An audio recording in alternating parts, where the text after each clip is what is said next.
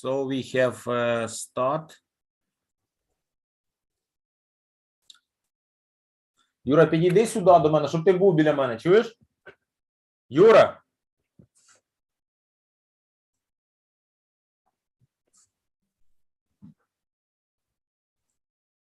Okay, we are online. How do you hear me? I'm fine. Yeah, it's good.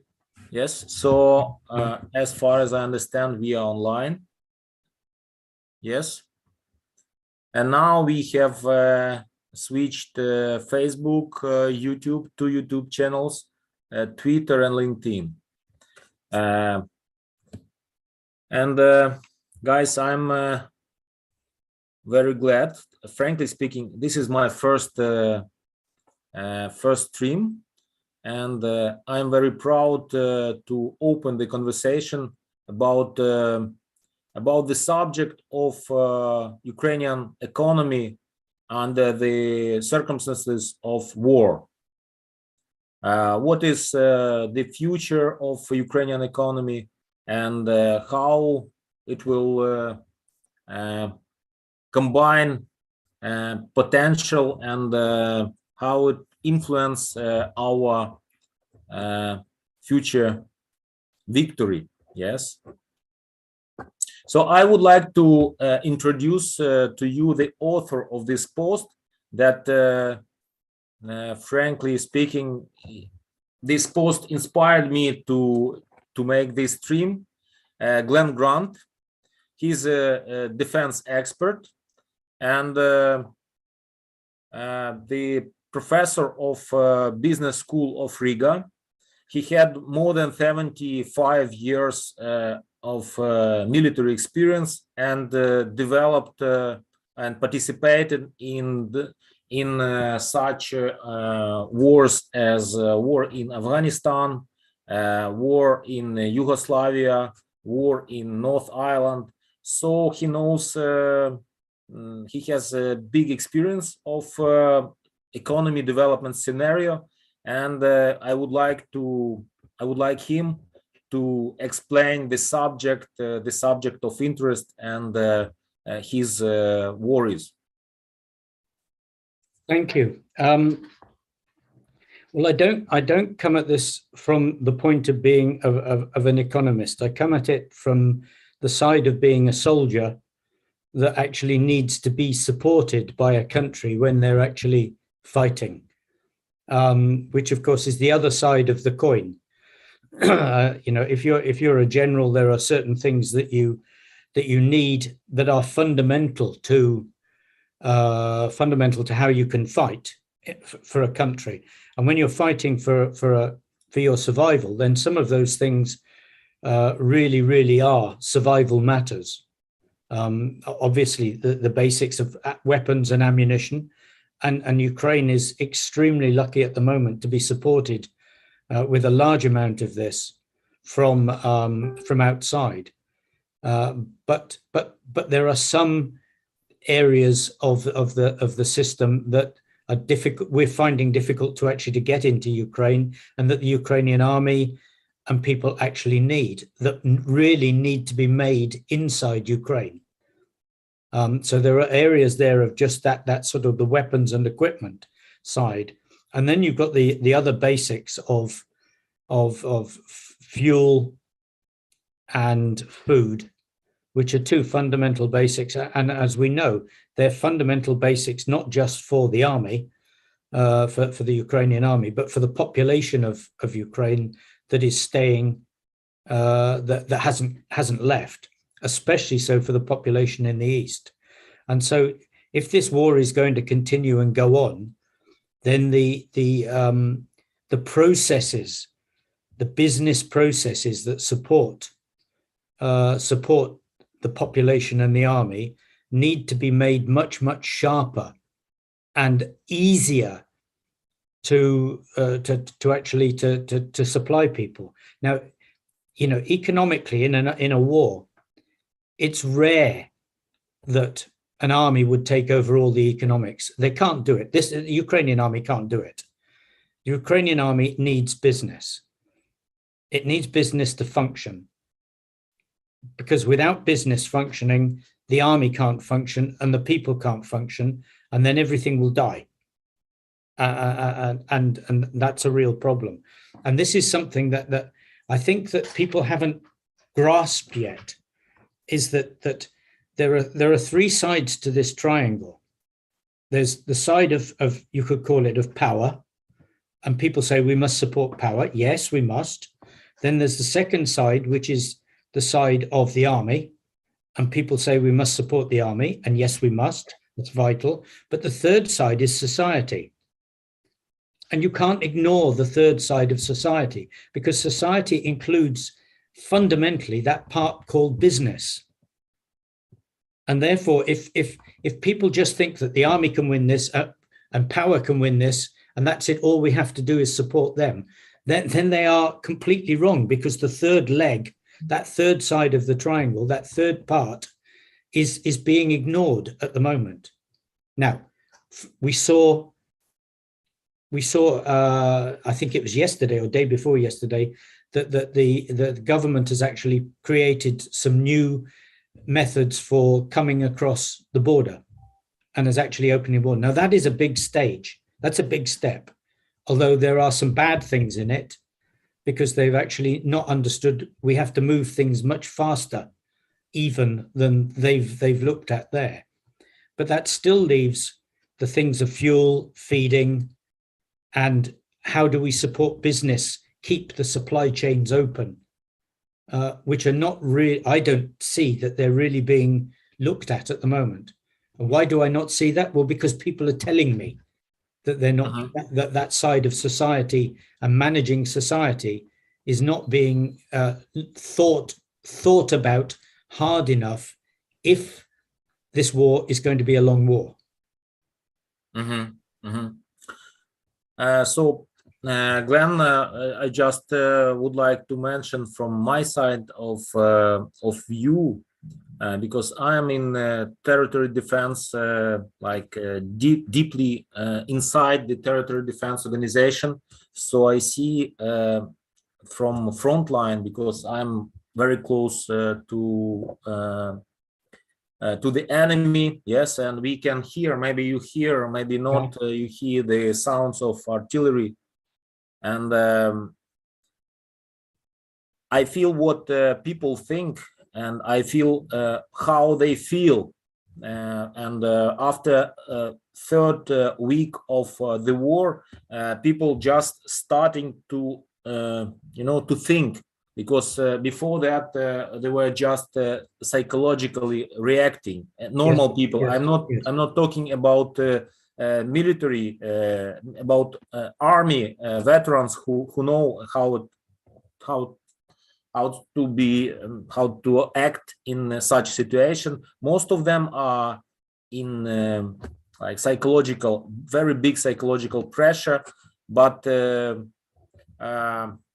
we need to make them next scenarios, yes, next view, next perspectives, to let them come, yes, to rely on the future and to make our future predictable. Well, I think that's, I mean, you can never make the future predictable, but what you can do is create strength in the system, in places, and that strength has got to come from society, because it's society that is going to provide the military with its tools. It's society that has got to work, and therefore there's got to be much more thinking about how these pieces of the jigsaw fit together, especially primarily the economic part. And I think that that I'm going to say that the government and the army have done an absolutely unbelievable job, as you say, for 3 weeks of holding off Russia. But this is going to keep going.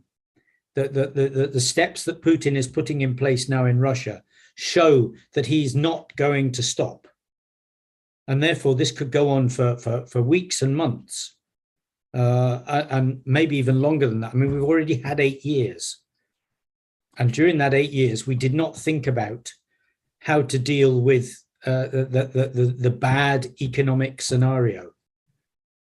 And now we're in the bad economic scenario. And, you're going to have to bring some speakers in next week who actually can understand how to put in place money, how to put in place better logistics, how to put in place business, how to actually to foster that business actually keeps going during the war as effectively as it can. Because some business, it's only business that's going to fill up the supermarkets in Kharkiv. It's only business that's going to get stuff somewhere to get it into Sumy and into Kiev and maybe even down into Mariupol. So we have to identify how are we going to do this. So first of all, maybe what I hear from people around me is that they expect, yes, of course, we are very glad that our army, territory defense, our people, all are fighting as one, yes, and we have quite unexpected, enormous results. Yeah. But most of people I speak with, they are talking about expectations to finish the war in weeks or months. And I would like to ask you why it could be a different scenario and why it could be longer or years. Well, I mean, you have to go back. If you go back into history and just look, that some wars lasted a long time. There were the 30 Years' War in Europe, the 100 Years' War in Britain. These things, you can't judge how long war will go on for. And if Putin decides that he's going to energize the whole of Russia to fight Ukraine, this war will continue. And maybe we have a ceasefire, but then he will come back.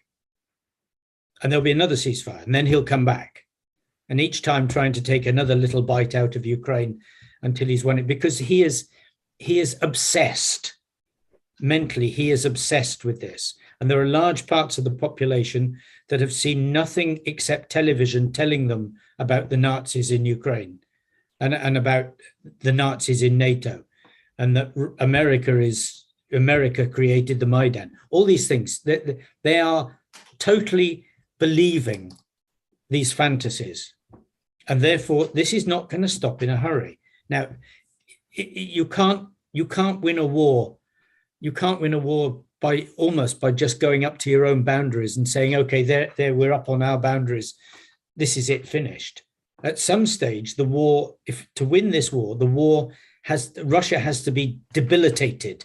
Russia has to be beaten to the point where either Putin gets killed or people come in, take him away in a white coat and put him in a hospital somewhere because he's mad. But that, I just don't see that happening tomorrow. And the army can be as good as the army is, but the army has got to go on for long. The army's got to be prepared to go on for longer. And the country has got to be prepared to support the army for longer.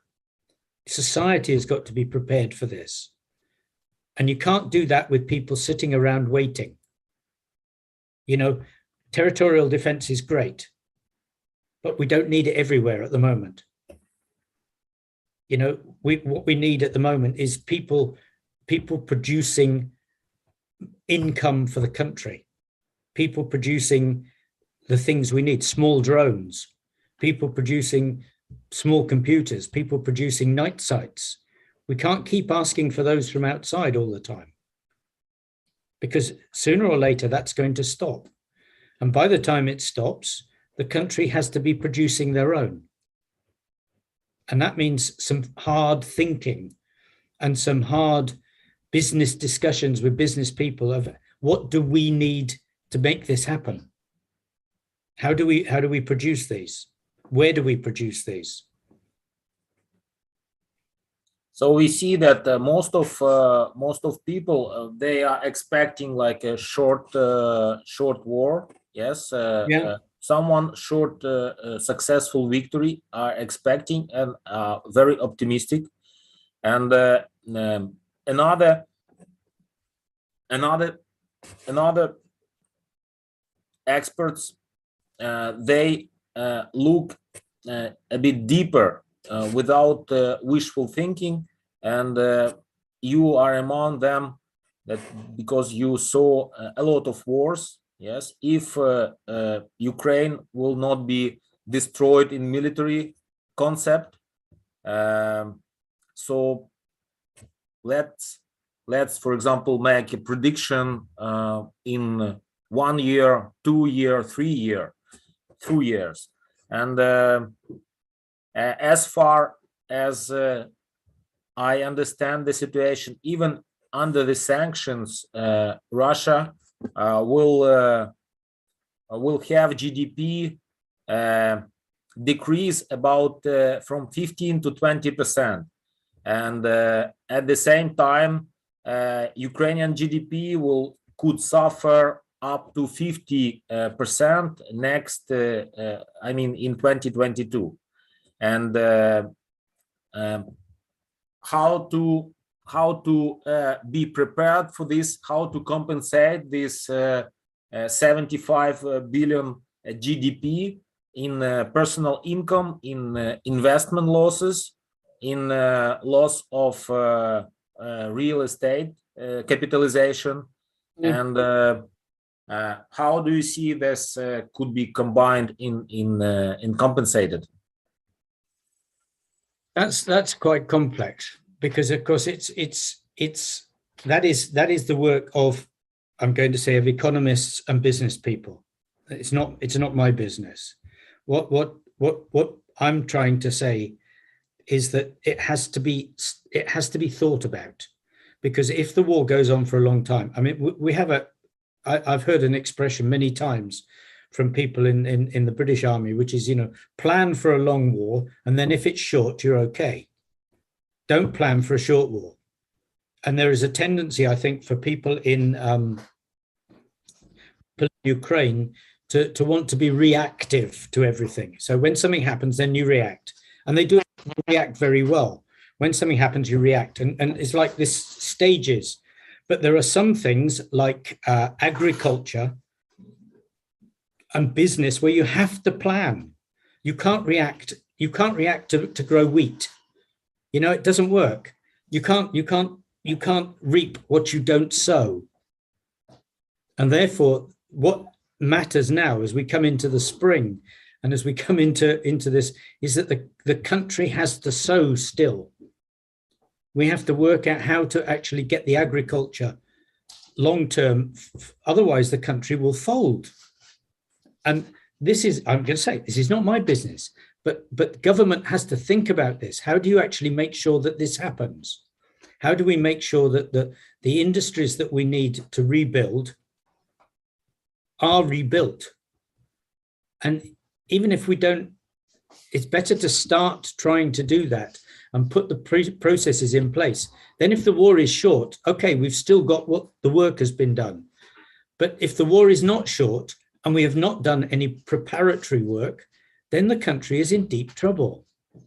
You can't keep asking for the world food people to give you food all the time. It's not going to happen. It's not going to happen. So there has to be some really hard business thinking. And the only way that the government is going to do this, is to make this work, is not with the present government. It has to bring in the best brains in the country, not have them standing with a rifle on a block post, but actually get them into a room. How do we do this? What do we need to put in place? What do we need to ask our partners and our friends for? Not just weapons and ammunition, but what? To make this work. So planning has to take place. Planning and action now for security later. Because security for the country is not only about military. It's not only about fighting. A war is not only about fighting. Economy is as important. Economy and business are as important for a country to win a war as the fighting part, because they provide the tools for the fighting. So how do you see the changing the system of government management in the best way? Because we have some local military administration which are constructed from civil administrations. Yeah. And frankly speaking, I can see this from inside. They are not very successful in this because they are unskilled in this. They got used for peaceful, management, and this is quite different level of management and quite different level of density of decision making. They are, in most cases, and that's what I see with my eyes. Yes, with there is a simple rule that military must always follow the civil. Always. And therefore the military governor, if you want to call him that, should not be the governor, but should be the military advisor to the senior civilian. So in our case, whether it's mayors or regional advisors, they should support the mayor, and the decisions should be made, civilian decisions should be made, upon which the military then do their best to support, not the other way around. Because the mayor has already got his organization. He already knows about the business and everything else. He is the focus of society. And the military organization bit, that was designed in Soviet days.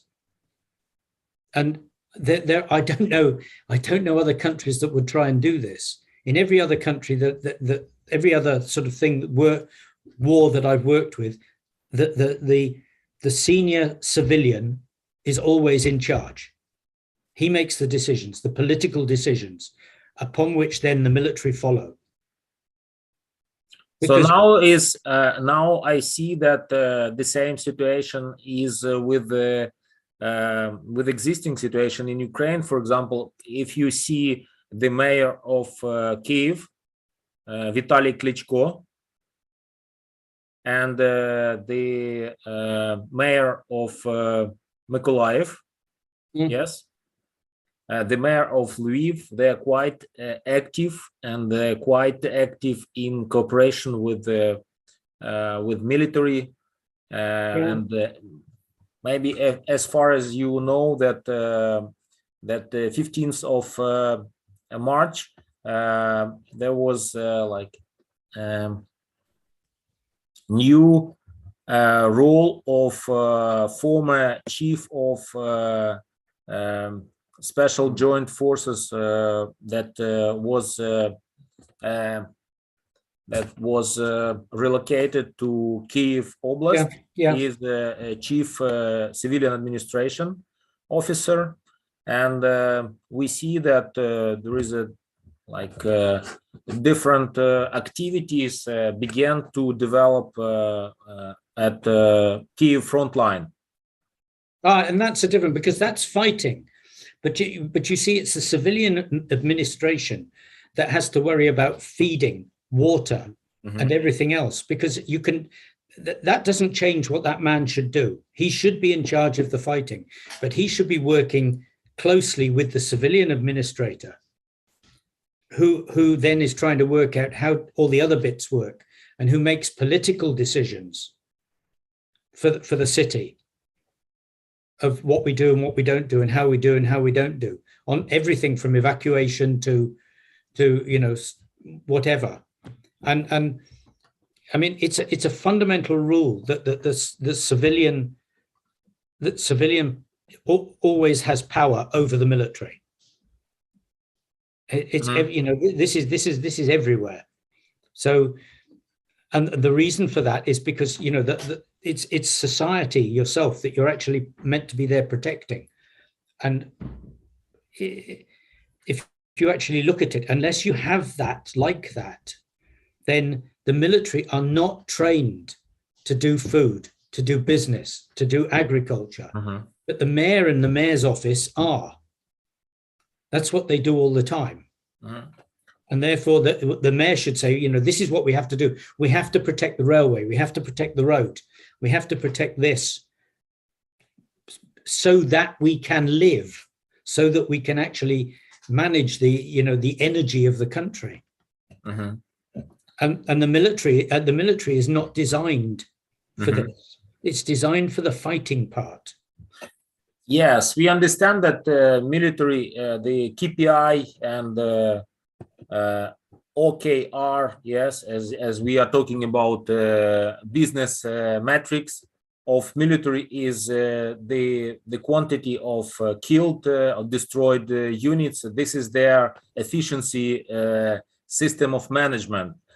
For civil administration and for country, for business, this is GDP and etc. etc. Yeah. So for now, what would you recommend, and how do you see the system of relaunching economy? Because as far as you know, we changed our taxation system. It's quite how do you think about this, and should business of Kyiv be relocated to west of Ukraine, or what type of business could be? These are political decisions. They're not military decisions. Yeah, so you can't ask a military administration to think about things like this. The military administration or the military should just say, this is what we need.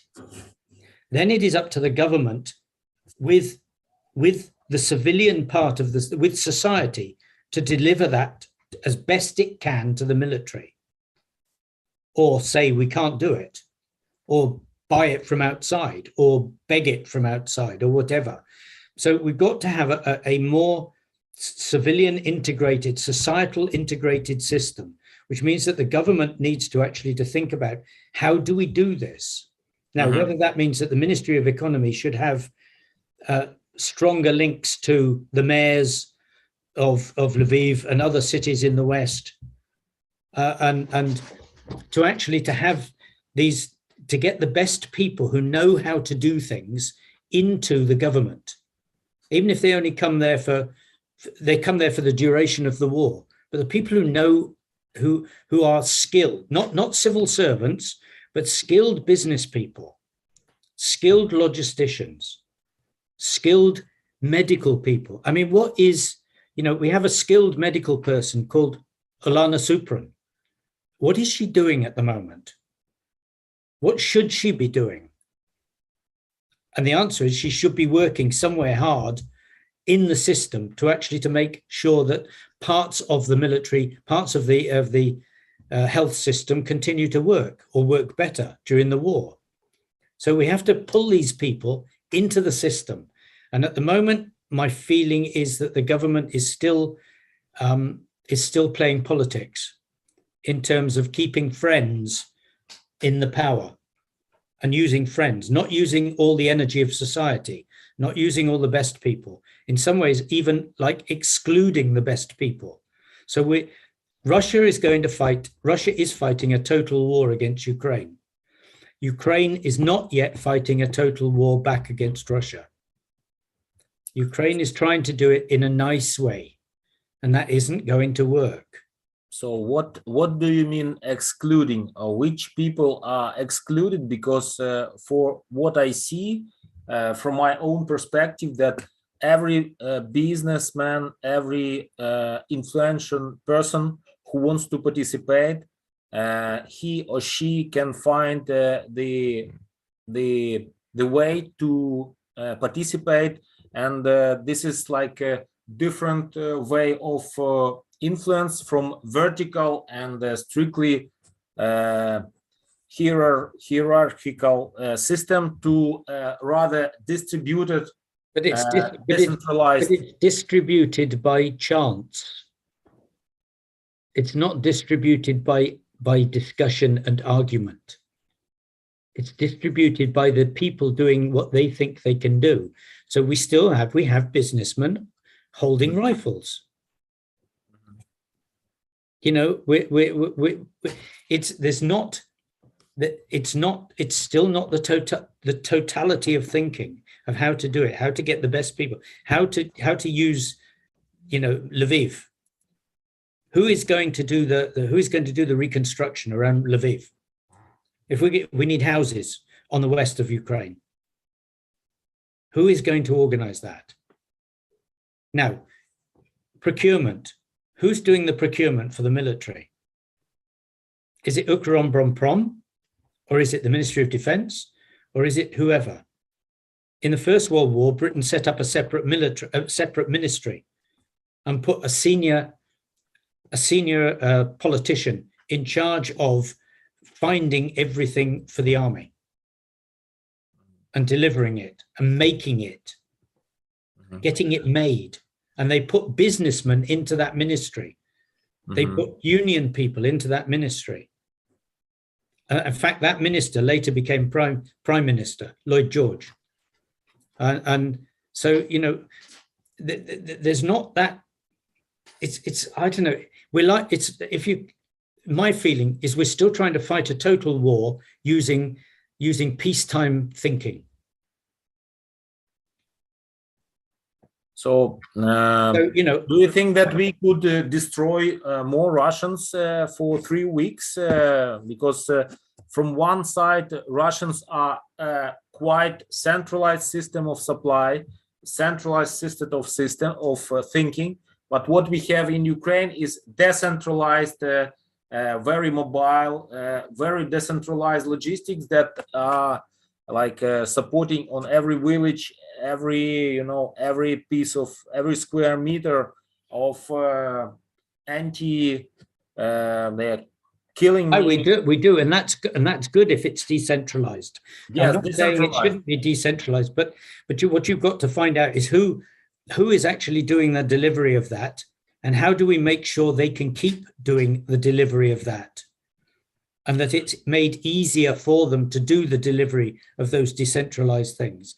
Now, at the moment, we have, you know, at the moment, it's getting harder.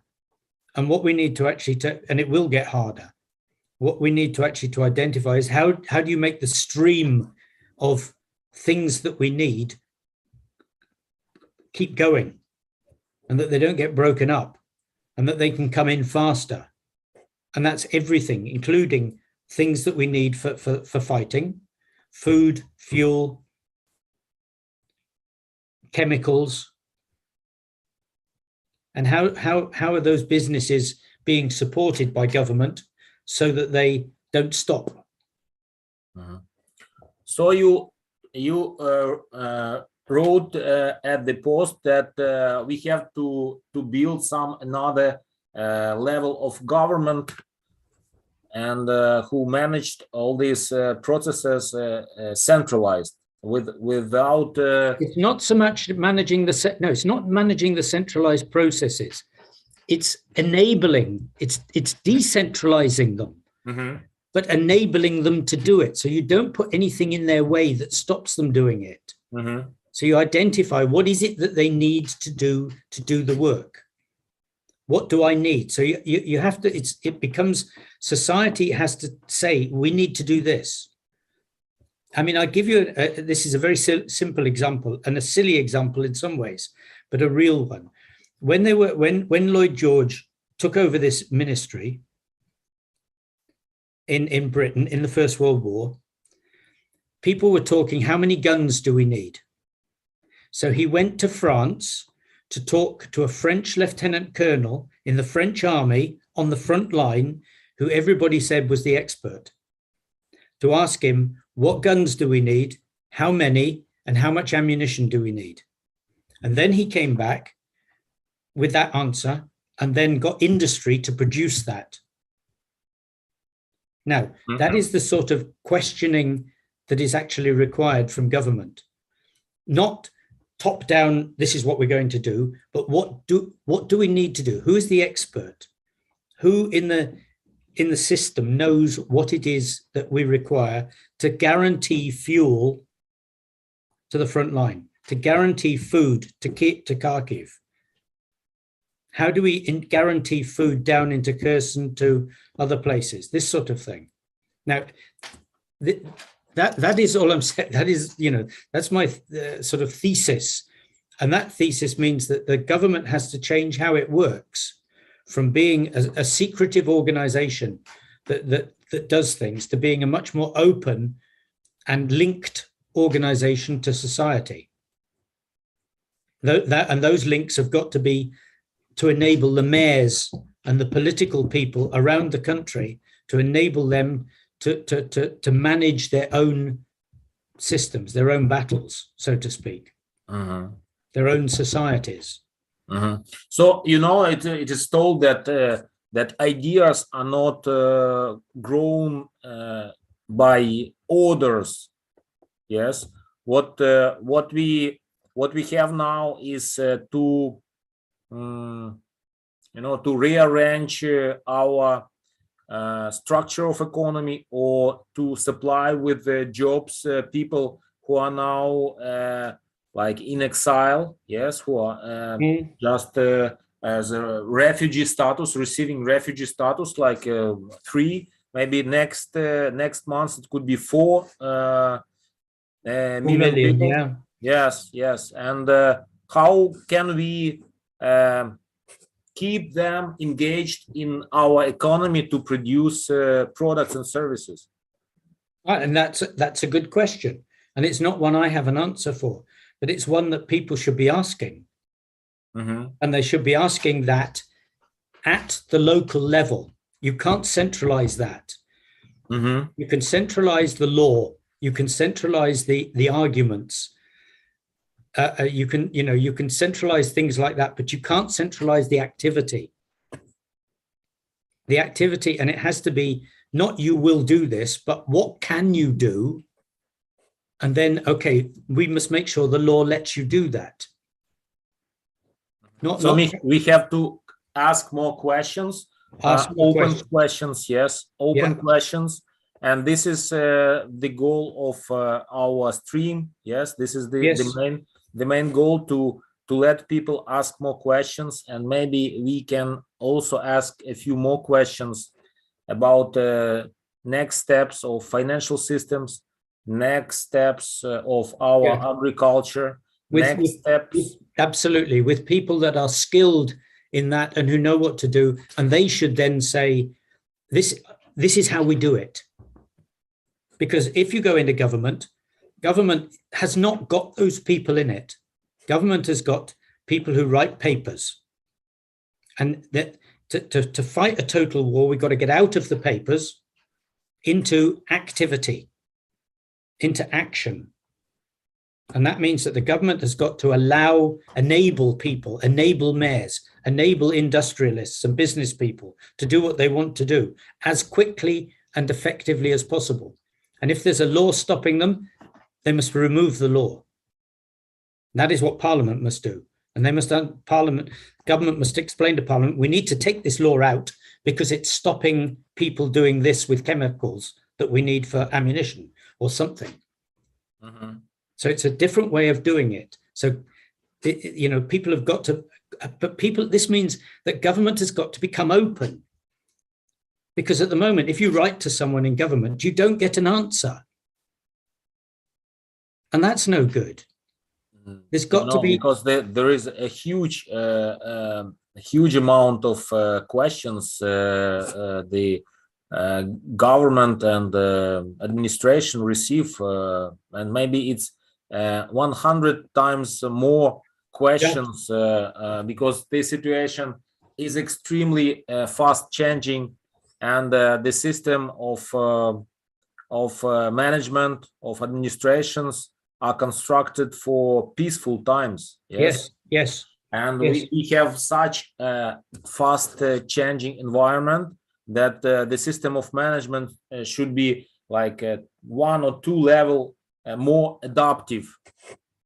Yeah, I mean, that's a good word, adaptive management. I mean, the peacetime systems don't work in a total war. They're too slow. They're too slow. I mean, what people have got to learn to do things today. Yes. What experts would you invite to our discussion, to our talk? I think with the first, because you told about war bonds. Yes, about some. Yeah, well, that's one way of raising money. I mean, I think you need to get someone who is whether it's a professor or whether it's an economist who understands how you keep the money flow going in wartime. For people to understand how this happens, and obviously you need someone from one or two people from agriculture, and then you need someone from manufacturing. How quickly can we make things? I mean, if they can make things quickly in the First World War, then it's got to be possible to make them quickly now. And they did make things very, very quickly in the First World War. So you need people, you need experts like that in individual areas of finance, economy, business, logistics. How do we ensure that we keep the food flowing? Kharkiv is a good example because it's right over in the top corner. How do we keep the food flowing to Kharkiv? How do we keep food flowing to those villages down in the gray zone? What is it that what do we need to do to change, or if maybe not even change, maybe just support people that are trying to do that and find out from them what it is they do, and then make sure that nothing stops them doing it and that they are supported in doing it. Yeah. So you need an expert. You need people that are you need people that are doing deliveries to the gray zone. I'm sure that Ukraine has a huge amount of talented people who could join the initiative, and as you join, for example, these processes, and I thank you for this support. Glenn, what do you think about our answer to Russian economy? Because I know a lot of people are doing a huge diplomatic war against corporations who are still working in Russia, as Ashan, Leroy Merlin, Danone, if I'm not mistaken. Yes, they decided to, Nestle, they decided to stay in Russia, and as far as we know, about 200 international multinationals are leaving Russia, including McDonald's, Coca-Cola. Yes, Coca-Cola, etc., a huge amount, BMW, and etc., Ford, a lot of other corporations.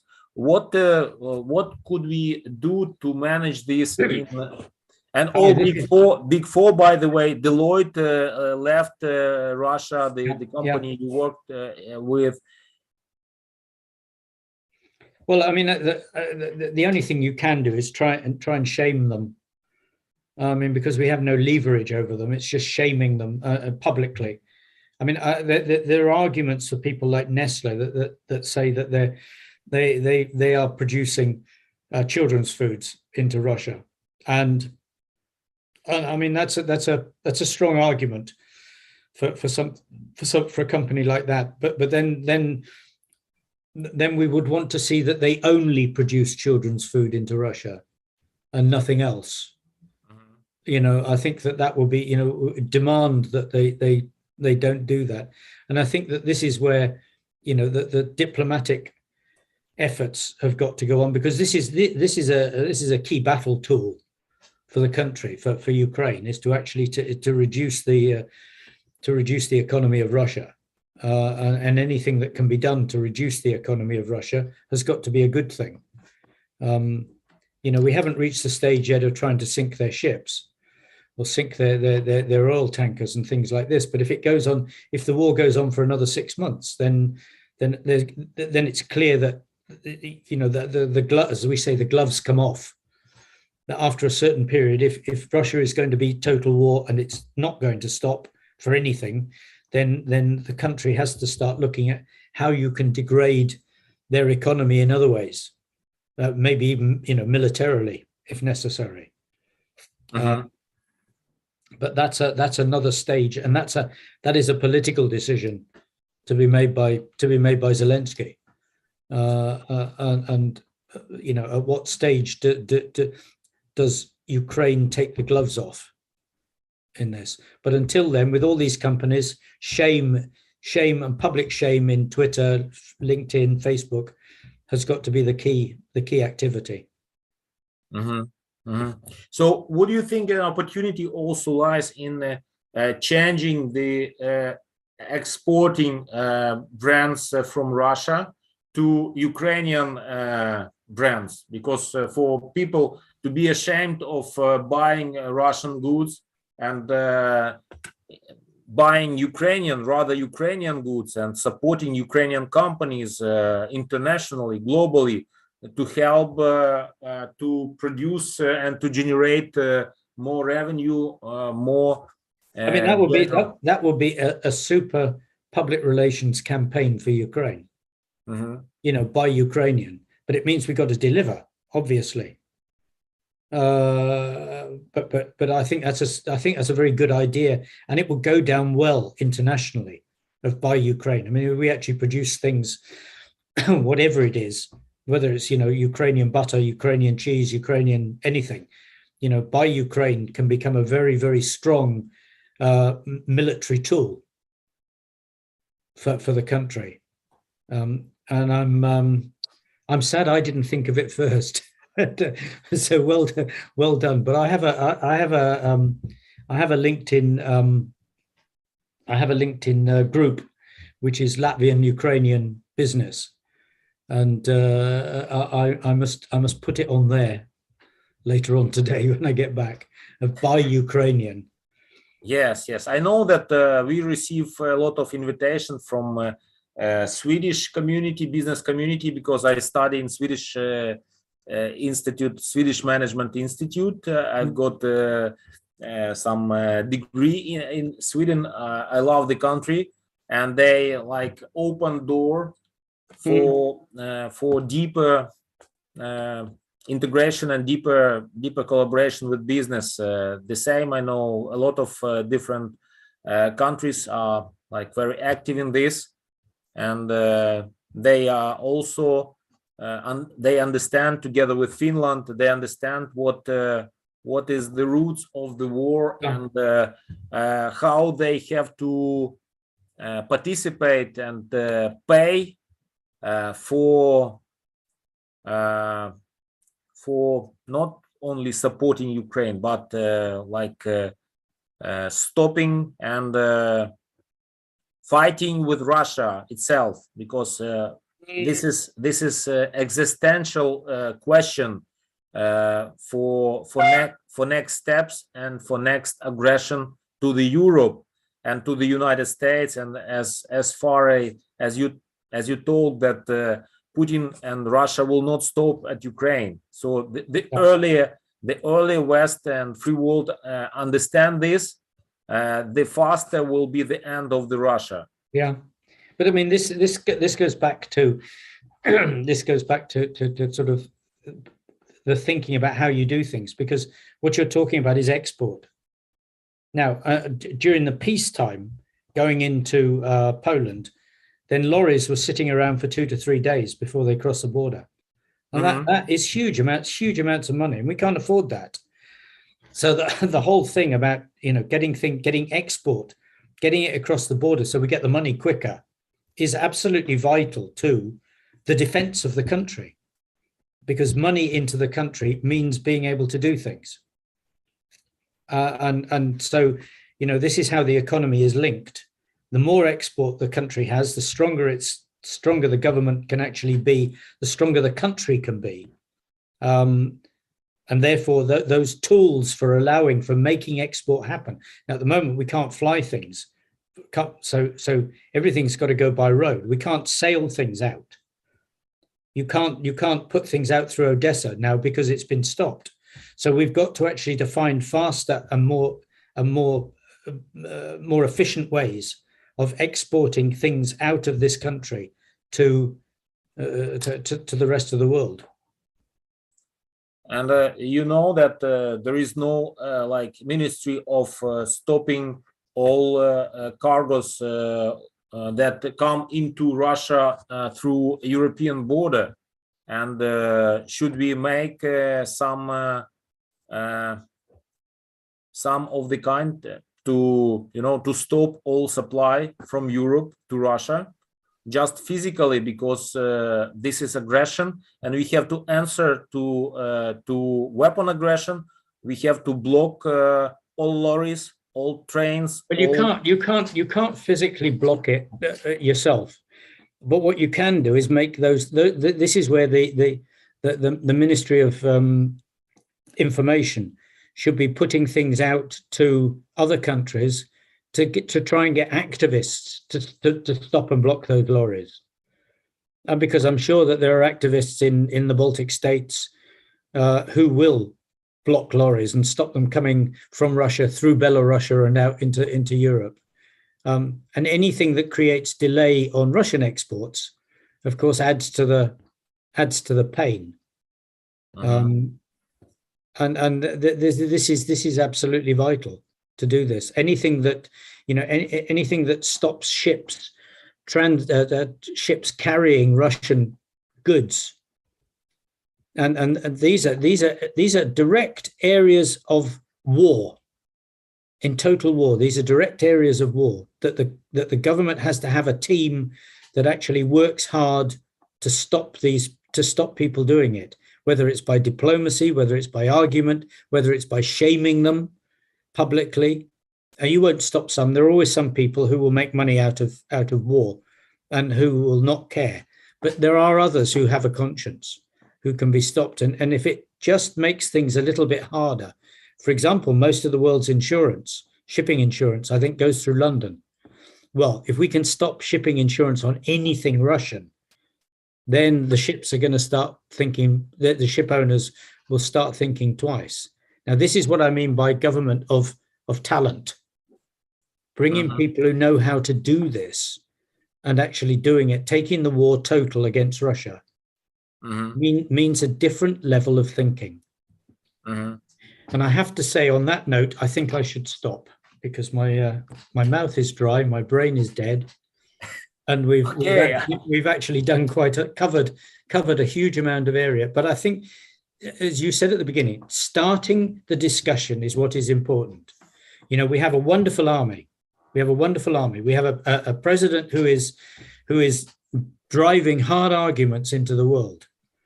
But those two only make up two sides of the triangle. That third side, society, now must become powerful as the other two, because this is what will win this war.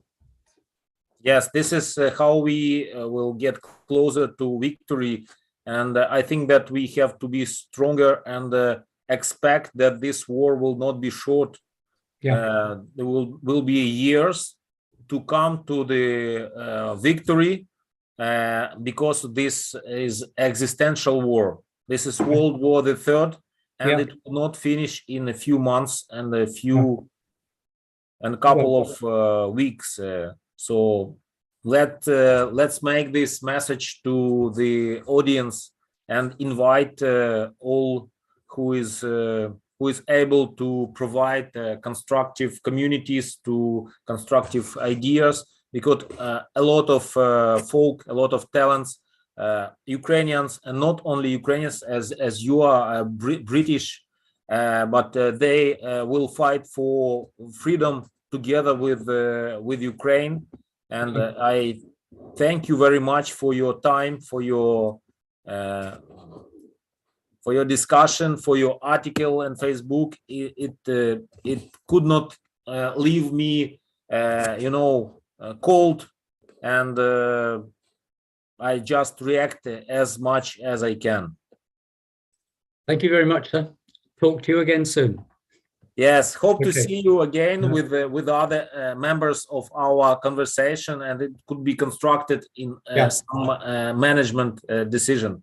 Thank you, our audience. I will share this and hope that those ideas will find its find a home. Find a home. Find a home. Yes, exactly. Find a home. Find a home. Forward to victory. Slava Ukraini.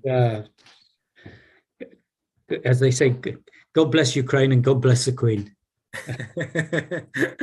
Thank you.